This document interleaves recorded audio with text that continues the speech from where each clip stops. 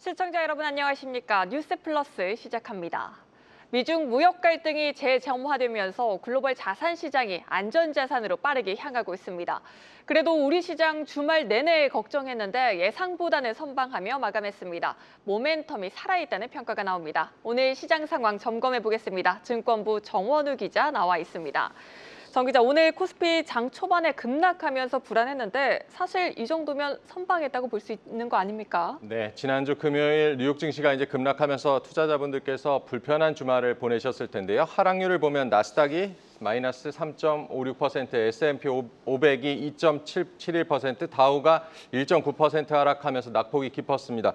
오늘 코스피는 0.72% 하락으로 마감하면서 지난주 뉴욕 증시의 낙폭에 비하면 분명히 선방을 했고요. 오늘 코스피 장 초반에 3,522선까지 내려갔었고 하루 변동폭이 60포인트가 넘었습니다. 미중 무역 갈등이 재점화됐지만 그래도 오늘 새벽에 나온 트럼프 대통령의 유화적인 메시지가 코스피에는 충격을 흡수할 수 있는 요인이 됐습니다. 오늘 아시아 증시가 전반적으로 약세를 보였는데 그것에 비해서도 코스피는 선방을 했습니다. 네, 아직 조심스럽긴 합니다만 그래도 지난 4월 트럼프 대통령이 상호 관세를 발표했을 때만큼의 충격은 아니라는 점을 봤을 때 미중 갈등이 그렇게까지 파국으로 치닫지는 않겠다, 이렇게 해석을 해봐도 되는 걸까요? 네, 기억하시겠지만 지난 4월 초에 트럼프 대통령이 이 상호 관세, 전 세계를 상대로 관세 폭탄을 매기는 판례를 들고 와서 이제 시장을 놀라게 했었고요. 그 이후에 4월 7일 월요일이었는데요. 그날 코스피가 하루에만 5.57%, 그리고 코스닥은 5.25% 폭락을 하면서 블랙 먼데이라는 악몽이 있었습니다.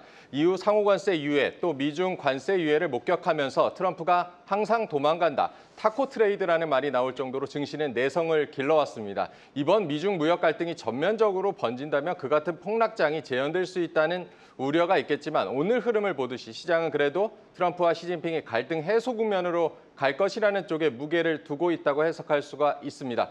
그럼에도 오늘 외국인들이 코스피에서 1조 가까이 이제 순매도를 하면서 올해 4월 이후에 가장 큰 일간 매도세를 보였고요. 삼성전자도 9월 19일 이후에 13거래일 만에 삼성전자를 매도했다는 점은 좀 눈여겨볼 필요가 있겠습니다. 네, 사실 정 기자, 우리 추석 연휴만 하더라도 위험 자산과 안전 자산이 동시에 오르면서 그야말로 잔칫날 분위기였는데 이제 이 시기는 끝났다고 봐야 되는 겁니까? 네, 사실 지난주에도 말씀드렸지만 에브리스팅 랠리라는 것이 안전자산과 위험자산이 동시에 오르는 것을 뜻하고 자금이 어떻게 보면 자산 간에 이동하는 과도기에서 포착되는 현상이라고도 볼 수가 있습니다. AI 랠리라는 모멘텀과 미국 연방정부 셧다운, 그리고 경기 둔화 우려가 아슬아슬한 균형을 잡아왔는데 지난 주말 사이에 미중 무역 갈등이라는 악재가 안전자산으로의 쏠림을 급격하게 유도하고 있는 흐름입니다. 뉴욕 증시와 비트코인이 급락한 가운데 안전자산으로 분류되는 금값은 다시 랠리를 재개해서 4,000달러 선에 안착을 했고요. 역시 안전자산인 미국의 국채, 미국 10년물 국채 금리가 4% 초반대로 내려오면서 즉 채권 가격 상승, 채권이 강세를 보였습니다. 달러는 엔화 약세가 작용하긴 했지만 강세 국면인 것도 분명합니다. 에브리스팅 랠리라는 과도기를 거쳐서 지금 안전자산으로의 쏠림이 강해졌다고 봐야겠습니다.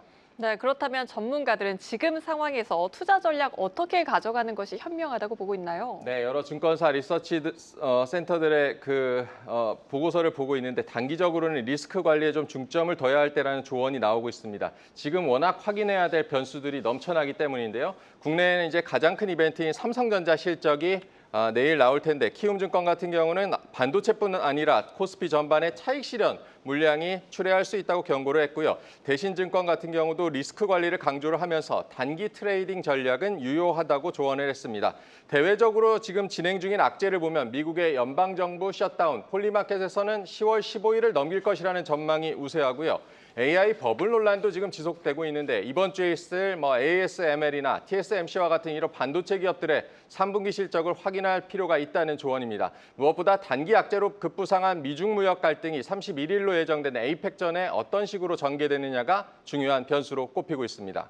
네, 여기까지 듣겠습니다. 증권부 정원우 기자였습니다.